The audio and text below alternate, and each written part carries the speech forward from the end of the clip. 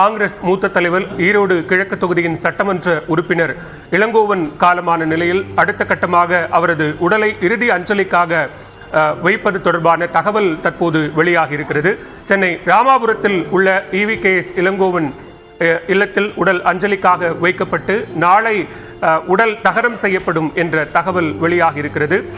சென்னை ராமாபுரத்தில் உள்ள மின் மயானத்தில் EVKS இளங்கோவன் உடல் நாளை இறுதி சடங்குகள் செய்யப்படும் என்ற தகவல் வெளியாகி இருக்கிறது. தொடர்ந்து காங்கிரஸ் கட்சியின் தலைமை அலுவலகத்திலும் அதேபோன்று ஈரோட்டில் இருக்கக்கூடிய EVKS இளங்கோவன் இல்லத்திலும் ஏராளமான தொண்டர்கள் குழுமி வருகிறார்கள். காங்கிரஸ் தலைமை அலுவலகத்தில் கட்சியின் கொடி அரைக்கம்பத்தில் பறக்கவிடப்பட்டிருக்கிறது.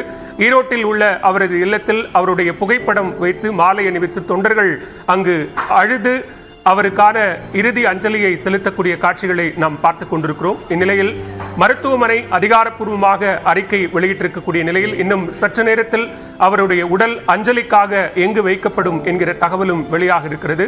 இந்நிலையில் நாளை ராமாபுரத்தில் உள்ள மின் மயானத்தில் காங்கிரஸ் மூத்த தலைவர் EVKS இளங்கோவனின் உடல் தகனம் செய்யப்படும் என்கிற தகவல் வெளியாக இருக்கிறது.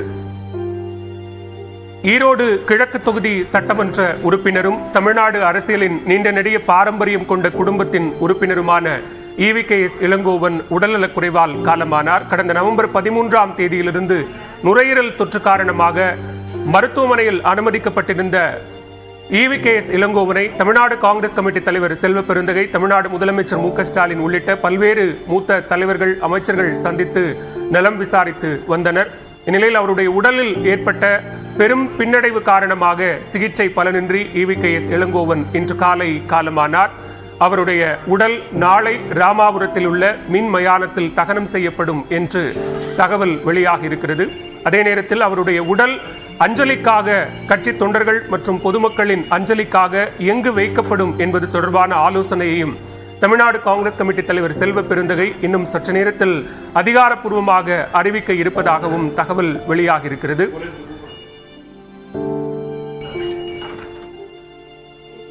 பெரியாரின் சகோதரரான EV கிருஷ்ணசாமியின் மகனான EVK சம்பத் தமிழ்நாடு அரசியலில் காங்கிரஸ், திராவிட முன்னேற்ற கழகம் என கட்சிகளில் தமிழ்நாட்டு அரசியலில் தவிர்க்க முடியாத ஒரு தலைவராக இருந்திருக்கிறார்.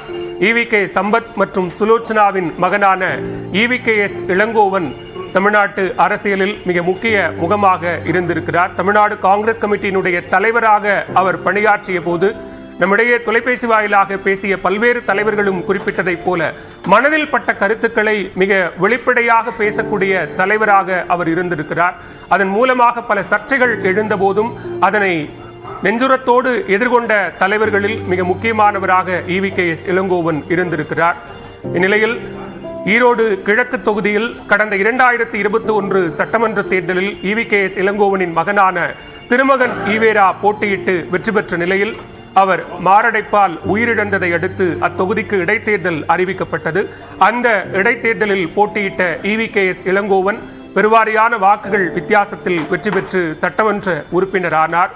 இந்நிலையில் 1984 சத்தியமங்கலத்திலிருந்து சட்டமன்ற தொகுதிக்கு தேர்வானவர் இப்போது ஈரோடு கிழக்கு சட்டமன்ற தொகுதியின் சட்டமன்ற உறுப்பினராகவே தன்னுடைய இறுதி காலத்தை நிறைவு செய்திருக்கிறார் EVKS இளங்கோவன்.